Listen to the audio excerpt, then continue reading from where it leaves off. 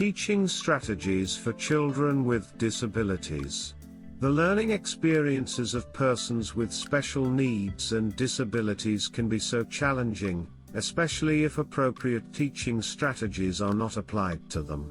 Students with these special needs will tend to have limited abilities and would exhibit various complications when it comes to learning and socialization.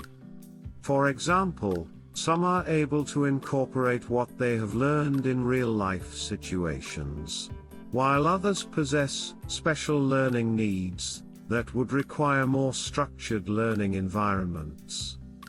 This paper examines some of the most appropriate teaching strategies for children with various special needs and disabilities. Teaching strategies. Emotional and behavioral disorders. Teachers of students with emotional and behavioral disorders usually face numerous challenges in their daily duties of helping the children achieve their learning needs. However, there are various strategies that can be used to help these children attain their goals and learning objectives in the classroom. One effective strategy here is by allowing the learners to express themselves freely in class whenever it is necessary. Waby, Lane Falk, 2003.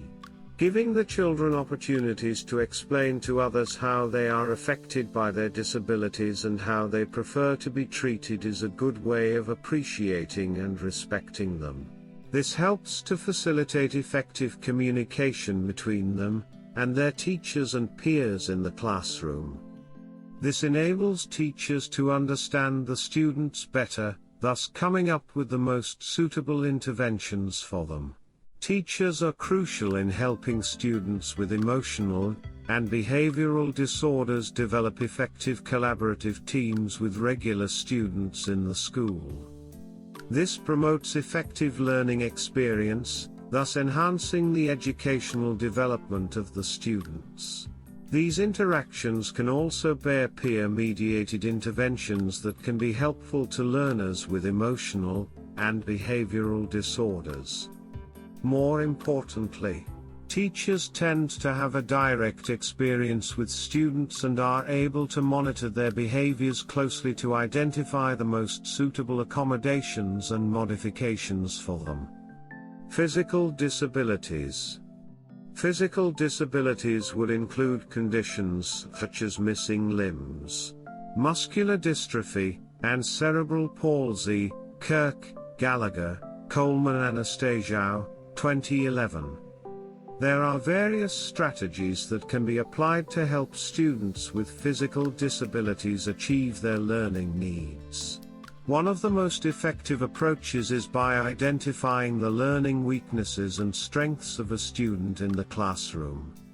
Through this strategy, teachers are able to establish the right teaching interventions for the students, thus helping them achieve their learning needs. It is also important to incorporate into the lessons examples of disabled people who have excelled in life regardless of their disabilities, as a way of motivating the students. In order to successfully enhance the abilities of students with physical disabilities, teachers must familiarize themselves with various assistive technologies for various disabilities. More importantly, they should ensure that all students are involved in the learning activities as a way of promoting understanding among the children with disabilities. Health impairments. For students with these complications, teachers must involve teaching strategies that can accommodate them well in the classroom. For example, in the case of HIV, learners are prone to neurologic conditions as the disease advances. However, it is important for teachers to remember that it is illegal to reveal the status of an individual without parents' approval. For asthmatic students, educators should collaborate with parents to establish effective lesson plans. Moreover, students suffering from this condition should be allowed to bring their inhalers into the classroom.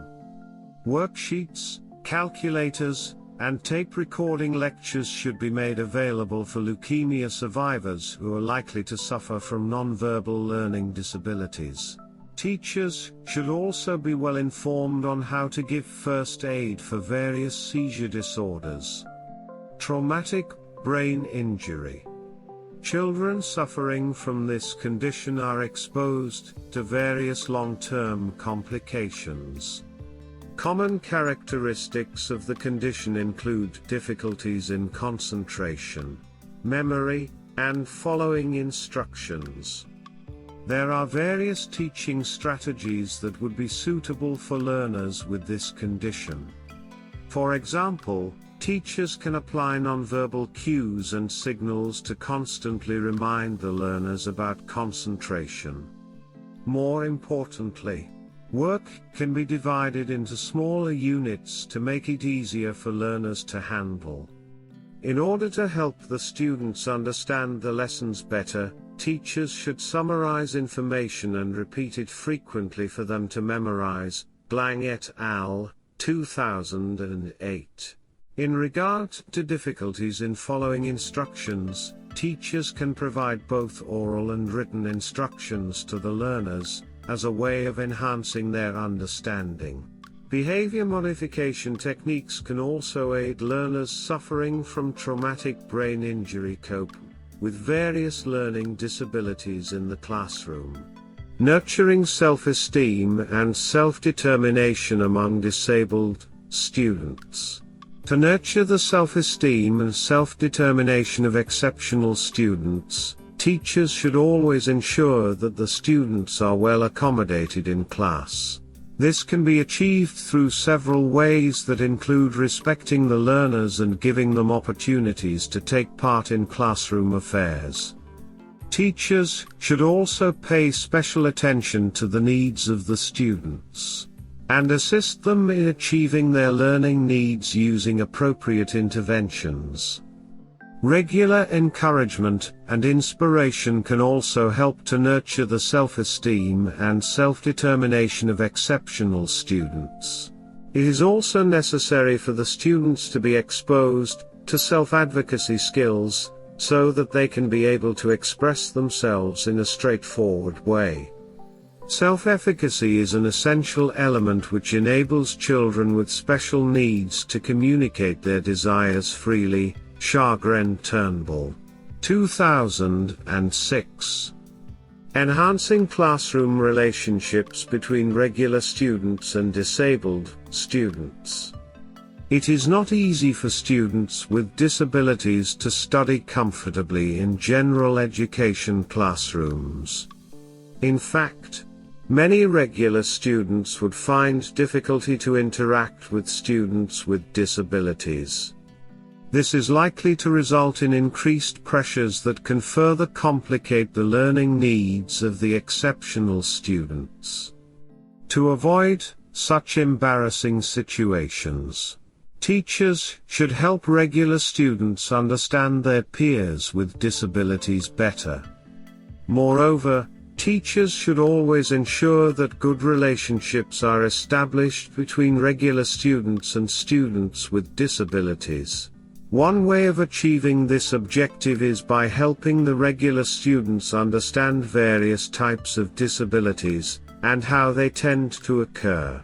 It will also be important to help regular students understand that disabled persons are dependent on other people in many ways, and that it is the responsibility of the able-bodied students to help them make a difference in their lives. IAP meeting of a student with special needs. I had the opportunity to attend an IAP meeting for a student who had been identified with oppositional defiant disorder, ODD. Being a close relative of the student, I was invited by her parents to help them and the other parties involved in the activity come up with the most appropriate interventions for him. The meeting was held at Forest Hill Elementary School, where Hilary undertakes her studies as a Grade 2 student. The findings of previous stages of the IAP program had confirmed the child to be suffering from the identified behavior problem, thus finding him eligible for special education and related interventions. The child's placement was then decided and a suitable individualized education program, IEP, that will effectively address her disability was drafted. Some of the information contained in the IEP included the child's recent performance at school, annual achievements or goals, necessary programs and services, participation with other regular learners, transition service needs, and evaluation progress. The parents could not hesitate to express their gratification from the resolutions reached at the IEP meeting, thus paving way for the child to start receiving relevant services with immediate effect.